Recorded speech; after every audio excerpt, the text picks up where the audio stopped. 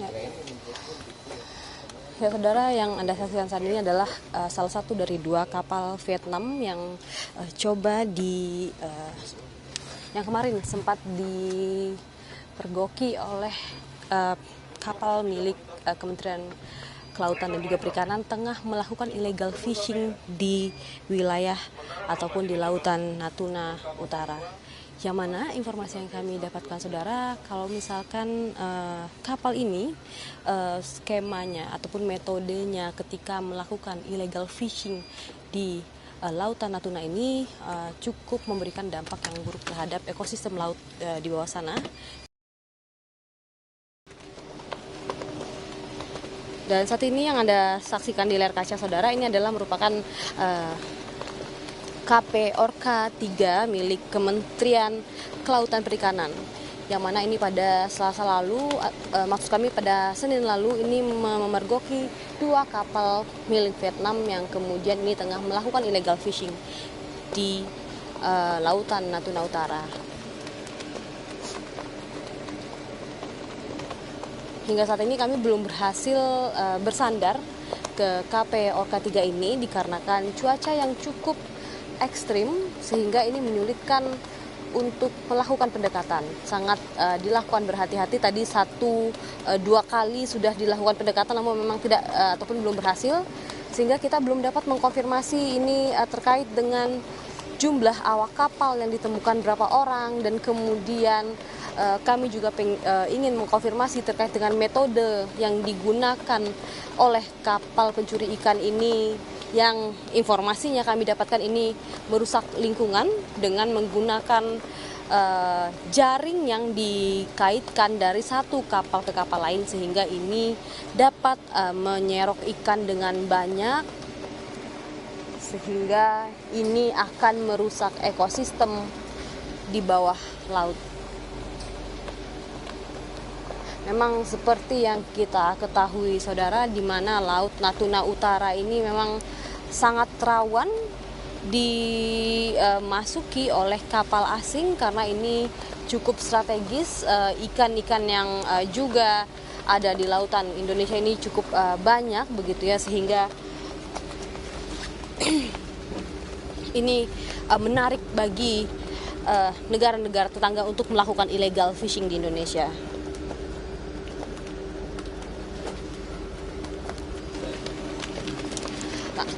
Saudara, ini merupakan situasi terkini yang bisa saya gambarkan kepada Anda di Laut Natuna Utara, di mana saat ini KP Orka 2 ini tengah mencoba merapat begitu ke KP Orka 3 untuk kemudian dapat mengkonfirmasi bagaimana kemudian terkait dengan kronologi penangkapan dan juga berapa awak kapal dan juga metode yang digunakan oleh kapal ini ketika melakukan illegal fishing seperti apa. Namun informasi yang saya dapatkan bahwa memang metode yang digunakan oleh kapal milik Vietnam ini ketika melakukan illegal fishing ini sangat dilarang.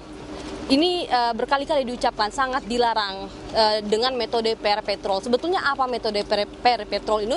Saya akan mencoba berbincang dengan Dirjen PSDKP yang kemudian saat ini sudah bersama dengan kami, kemudian memantau langsung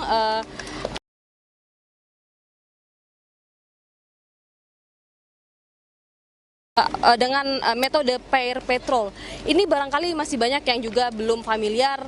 Kenapa ini tadi berkali-kali diungkapkan sangat dilarang? Nah, selain illegal fishing dan juga dengan metode yang juga sangat dilarang, ini kan sangat merugikan bangsa Indonesia gitu, Pak. Makasih. Jadi yang disebut pair troll itu satu jaring ditarik dua kapal. Biasanya dia mainnya troll satu jaring, satu kapal. Tapi ini dua kapal ini menggunakan satu jaring. Nah, itu kekuatan merusaknya terumbu karang lebih besar, ya, lebih masif, sehingga akan menghilangkan rumah-rumah ikan di wilayah kita. Nah, ini kenapa sangat dilarang? Karena itu daya rusaknya luar biasa kalau pair troll. Troll saja itu satu kapal ditarik, satu jaring tarik satu kapal itu sudah merusak, apalagi ditarik dua kapal. kemudian satu hal adalah ikan kita ini dicuri, kemudian karena ini berada di lautan Indonesia, khususnya di Natuna Utara, kemudian adalah rumah ikan yang kemudian juga rusak. Artinya kan ini juga merusak potensi ekologi Indonesia yang kita punya juga. Nah, itu dampaknya terhadap perekonomian kita, selain juga tadi karena ikan yang kita dicuri ini juga satu kerugian, dan kemudian rumah ikan kita juga dirusak. Ini bagaimana dengan potensi kerugian yang dialami Indonesia, Pak? Untuk kerugian kami belum bisa menghitung sekarang. Nanti kan ada valuasinya, ada tim kita yang bisa menghitung itu. Namun yang pasti kita sudah menemukan dulu kondisi kapal pencuri tersebut dengan Orca 3 yang memang sudah dilumpuhkan kapal-kapal asingnya tersebut oleh Orca 3. Dan kami sempat terputus komunikasi karena cuaca memang luar biasa.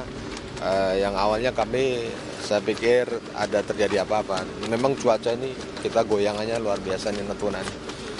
Kita pastikan negara hadir dalam hal ini menjaga Laut Natuna supaya bebas dari illegal fishing. Artinya kan ini selain tadi kerugian ikan yang dicuri dan juga rumah ikan yang rusak, ini kan juga cukup mengkhawatirkan bagi nelayan-nelayan kita ya Pak ya. Pak, terkait dengan tadi dikatakan bahwa ini operasi yang dilakukan oleh KP Orca 3 yang kemudian sudah ada informasi belum Pak? Ini terkait dengan awak kapalnya berapa orang, dan kemudian dengan dengan kondisi kapal seperti ini dan juga dengan metode pair patrol tadi, kira-kira ikan yang berhasil diambil dari bawah tuh sebanyak apa tuh Pak? Itu kami belum dapat informasi karena kita mau nempel saya tadi kesulitan ya.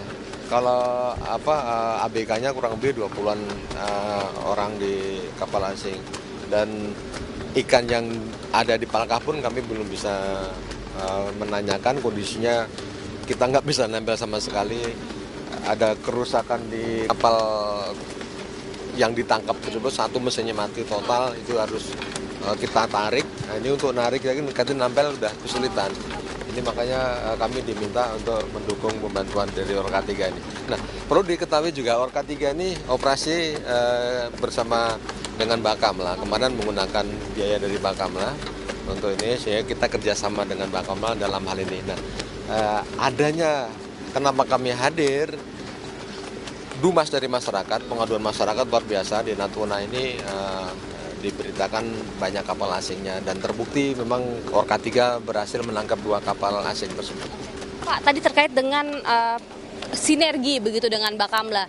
Nah, kemudian selain juga Bakamla ini kan juga menjaga laut kita. Nah, tadi dikatakan juga ada kondisi kapal yang kemudian rusak.